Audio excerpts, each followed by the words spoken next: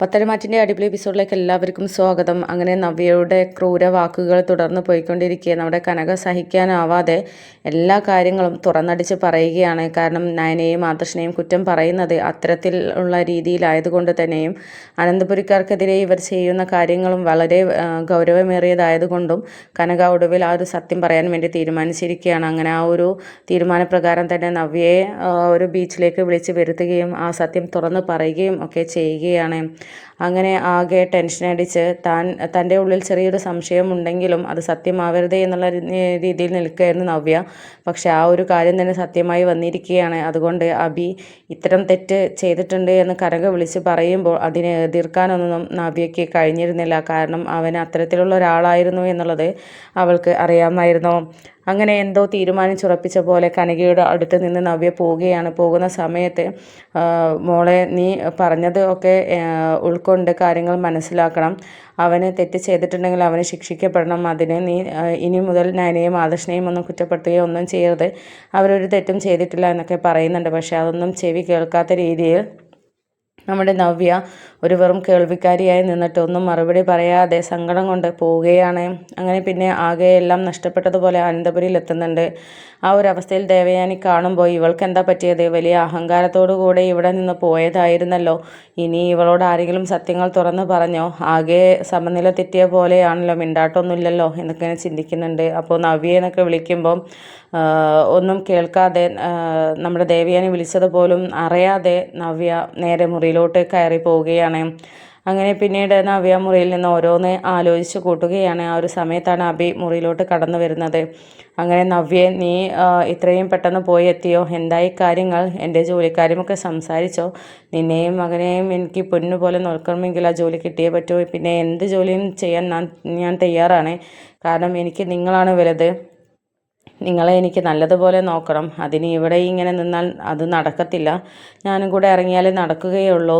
എന്തായാലും അമ്മയും ഒക്കെ സപ്പോർട്ട് ഉണ്ടല്ലോ, അതുകൊണ്ട് നമുക്ക് നല്ല രീതിയിൽ ജീവിക്കാം നവ്യ എന്നൊക്കെ തന്നെ പറയുന്നുണ്ട്. ആ ഒരു സമയത്ത് നവ്യ ഒന്നും മിണ്ടാതെ ആകെ ഷോക്കായിട്ട് പോലെ നിൽക്കുന്നത് കണ്ടപ്പോൾ, നിനക്ക് എന്താ പറ്റിയത്? നീ എന്താ ഇവിടെ നിന്ന് രാവിലെ പോയതുപോലെ അല്ലല്ലോ ഇപ്പോൾ നിൻ്റെ സ്വഭാവം, എന്താ പറ്റിയത് എന്നൊക്കെ പറയുമ്പം, എൻ്റെ സ്വഭാവത്തെക്കുറിച്ച് നീ അന്വേഷിക്കേണ്ട. നീ ഇത്തരം ക്രൂരതകൾ ചെയ്തിട്ടുണ്ട് എന്നുള്ളത് എനിക്ക് സംശയമുണ്ടായിരുന്നെങ്കിലും നീ അത് ചെയ്യില്ല എന്നുള്ളൊരു വിശ്വാസമായിരുന്നു എനിക്കുണ്ടായിരുന്നത്. കാരണം ഇവിടുത്തെ കാര്യങ്ങളൊക്കെ അനുകൂലമായിരുന്നത് ആദർശൻ്റെ അടുത്തോട്ടായിരുന്നു എല്ലാവരും വിരൽ ചൂണ്ടിയിരുന്നത്. അതുകൊണ്ട് നിന്നെ ഞാൻ അത്രയ്ക്ക് സംശയിച്ചില്ലായിരുന്നു. നീ എന്നെ ചതിക്കുകയായിരുന്നല്ലേ? ആദർശേട്ടൻ്റെ പേരിലേക്ക് ആ ഒരു കള്ളത്തരങ്ങൾ ചാർത്തിയിട്ട് നീ മാന്യനായി നടക്കുകയായിരുന്നല്ലേ? എന്നെ ഓരോന്ന് പറഞ്ഞ് വിശ്വസിപ്പിക്കുകയായിരുന്നല്ലടാ. സത്യങ്ങളൊക്കെ ഞാൻ അറിഞ്ഞു കഴിഞ്ഞു. ഇനി ഒരക്ഷരം നീ മിണ്ടിപ്പോവരുത്. നീ എന്നെയും മകനെയും നോക്കാമെന്നോ ഞങ്ങൾക്ക് വേണ്ടി ജീവിക്കാമെന്നോ അങ്ങനെയുള്ളൊരു ചിന്ത നിനക്കുണ്ടെങ്കിൽ നീ ഇന്ന് അനുക എന്ന് പറയുന്ന പെൺകുട്ടിയിൽ ഒരു കുഞ്ഞിനെ ജനിപ്പിക്കുകയോ ആ പെൺകുട്ടിയുടെ ജീവിതം നശിപ്പിക്കുകയോ ചെയ്യില്ലായിരുന്നല്ലോ. നിനക്ക് സ്നേഹത്തിൻ്റെയും മറ്റുള്ളവരുടെയും വില അറിയുമോടാ എന്നൊക്കെ പറയുകയാണ്. എന്നിട്ട് അബിയുടെ ഷർട്ടിനെ കുത്തിപ്പിടിക്കുകയാണ്. എന്നിട്ട് ഇനി നീ ഇതുവരെ കണ്ട നവ്യയായിരിക്കില്ല നീ കാണാൻ പോകുന്നത്. ഇനി ഞാൻ ചില തീരുമാനങ്ങളൊക്കെ എടുത്തിട്ടുണ്ട്. അത് നിനക്ക് അത്ര നല്ലതായിട്ട് ഒരിക്കലും വരില്ല. കാരണം ഇത്രയും കാലം നീ മാന്യനായിട്ട് നടന്നു. അതിൻ്റെയൊക്കെ ശിക്ഷ അനുഭവിച്ചത് ആദർശേട്ടനാണ്. അതുകൊണ്ട് തന്നെ ഇനി നീ അനുഭവിക്കാൻ പോകുന്നത് ഏറ്റവും വലിയ ശിക്ഷയാണ്. അത് ഈ ലോകത്തിൽ നിനക്ക് കിട്ടാവുന്നതിൻ്റെ ഏറ്റവും വലിയ ശിക്ഷ തന്നെ ഞാൻ വാങ്ങിച്ചു തരുമടാ.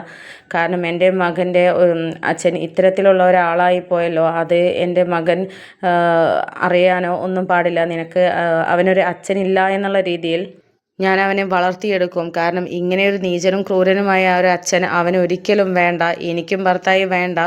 എൻ്റെ മുന്നിൽ നിന്ന് കടന്നു പോയിക്കോ എന്നൊക്കെ പറയുമ്പോൾ, നവ്യ നീ എന്തായി പറയുന്നത്? ഓരോരുത്തർ കേട്ട് വന്ന് ഇത് വിശ്വസിച്ചിരിക്കുകയാണോ? നിന്നോട് ഞാൻ പറഞ്ഞില്ലായിരുന്നോ പല കള്ളങ്ങളും പറഞ്ഞ് നിന്നെ വിശ്വസിപ്പിക്കാൻ നോക്കുമെന്നൊക്കെ?